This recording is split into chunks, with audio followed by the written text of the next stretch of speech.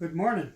My name is John Gilkison, and I'm wanting to do a follow-up video on our blog that we posted at EV World titled Tesla Model 3 440 miles range question mark. This week I had to take the blog down, and also I had two videos posted at YouTube on the same subject, and I had to take them down because I discovered math errors in the blog and the videos. So I wanted to go over with you today the how we discovered this and what the correct mathematics is, and also I have two new graphs to show you. So here is the original graph. Is this one here, which Phil Knox sent me last month, and I was tasked with trying to convert the kilowatts, which is on this side of the graph over here, at different speeds. For example, at 100 miles per hour. Here, this graph shows 32.7 kilowatts of engine power needed to do that speed. It's the same as horsepower, and I was tasked with converting all that into watt hours per mile and finding out the range of the vehicle given the different battery packs. And as Phil would say, I got into some creative mathematics, so I was having a lot of trouble wrapping my mind around it because I'd really never done these conversions before, but it finally all came together and I could see a coherent picture on how to do it. So basically, here's what it is. This at the bottom here, I have kilowatt hours, which is the capacity of the battery pack right here, over kilowatts of engine power equals time. In other words, if you're drawing 3 kilowatts and you have a 75 kilowatt hour battery pack, you can travel X amount of time before you deplete that battery pack. And so that's the first thing you need to know is your time. And then the times the speed yields the range. So the range drops out. And then you need to know the watt hour capacity. So the watt hour capacity times divided into the range equals the watt hours per mile. And then you have right here, this is the amount of energy in a gallon of gasoline, 777 watt hours per mile divided by watt hours per mile equals mpge. So anyway, long story short, I've written some of these at the range, and I've written the mpgs along the bars where it shows 55 miles per hour, 60, 65, 70, 75 miles per hour, and also at 100 miles per hour.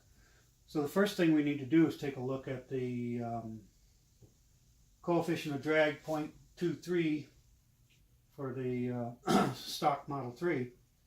And at 100 miles per hour, it's capable of 86 miles per gallon, and it only has a range of 197 miles. So things get a little better when you slow down to 70 miles per hour, or excuse me, 75 miles per hour. You're getting 120 miles per gallon, and you've got a range of 275 miles. And at 70, it's 305 miles of range and 133 miles per gallon. So the stated range of 310 miles for a Tesla Model 3 is apparently somewhere around 67 miles per hour by our calculations. So things get a lot better when you slow down to 55, you're getting 169 miles per gallon. You got 384 miles of range. So it's possible to stretch the range of a Model 3 if you're on the highway to just slow down 5 or 10 miles per hour. So the original impetus of our project was to get a Tesla Model 3 to get 100 miles per gallon at 100 miles per hour. And the calculations showed that this could be done with a drag coefficient of 0.179. And so there's your figures. And it's 32.7 kilowatts of power, get you 100 miles per gallon.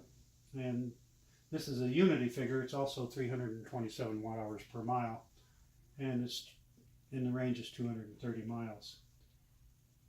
So the actual range with this thing at 70 miles per hour, 350 miles of range, and it's 153 miles per gallon. Now I really need to figure this out more precisely. I'm trying to watch my time here. If I went to 67 miles per hour and used the millimeter ruler, I could get the exact kilowatts and do all the conversions to get you the range. And I really need to do that for my blog post. Because this is a doable shape. All we have to do is add a boat tail to the car, which we think is somewhere around 28 inches long, and we need wheel covers. And we discussed doing something to the passenger side mirror, but I'm of a mind to leave it alone because it's an expensive item and I don't want to take it off the car. So, but we could gain that extra drag simply by increasing the length of the boat tail up to 30 inches or 32 inches or something like that. That remains to be seen just what it would take. But that would probably compensate for the mirrors. If we just lengthen the boat tail a little bit, it would still be under 3 feet, so it's really not a big problem, I don't think. So anyway, at 65 miles per hour, you have 377 miles of range, and you're getting 165 mpg. And this is a normal speed I travel on the interstate, and even when I'm in a 75 mile per hour zone, I normally only do 70. So I'd still have 350 miles of range. So this boat tail would gain me 40 miles of range on the highway. An increase in the battery pack size using the same weight as the boat tail would only gain me about 18 miles of range. So it's more bang for the buck. Over here's an ideal shape of 0.13. This is a total body change on the car, which is outside capabilities of anybody I know. However, if you got the drag coefficient down to 0.13, the car could do 122 miles per gallon at 100 miles per hour. It would have 280 miles of range. At 75 miles per hour, it would have 379 miles of range, and it would be capable of 165 miles per gallon. At 70 miles per hour, 170 mpgs, and 390 miles of range. Excuse me a minute. And at 65 miles per hour, you could reach 324 miles of range and 185 miles per gallon. So, anyway, this is what's the possibility of aerodynamics is. And I've talked to Phil about generating one more graph, because all these graphs are 0.05 apart in coefficient of drag. This is 0.23 minus 0.05 is 0.018, and minus 0.05 is 0.13. But we'd like to do a graph over here, which would be plus 0.05, which would get us up to 0.28, which is pretty much where a Nissan Leaf is. And a lot of cars produced nowadays are in the 0.28 to 0.32 coefficient of drag range. So you can see that they're significantly worse than a Tesla Model 3. And a Tesla Model 3, this is one of the secrets of its success. That's why it gets more out of its battery packs, gets more range, gets higher top end, and so forth, is this lower drag coefficient. And all we're trying to say here is that they went down another 0.05 on their drag coefficient, they would get these numbers, which is, again, a significant improvement over the stock Model 3, which is, of course, the stock Model 3 is a significant improvement over the legacy automakers and the body forms that they're producing. So there you have it. I'm going to post this video, and I'm going to use this video as a link to my blog at EV World. And it'll be in another day or two. So today's Wednesday, and I'll probably have that blog at EV World up by tomorrow sometime. I just have to write it. I have all the data points, so I'm ready to go. A couple other items of interest here. I still have some time. What you're seeing here in the red is just a couple percentile, and that's the drag that's induced by the drivetrain. And in the blue is the rolling resistance. And one of the reasons we ended up redoing all these was as Phil got the rolling resistance wrong. He forgot to convert from horsepower to kilowatts. So as you can see right here,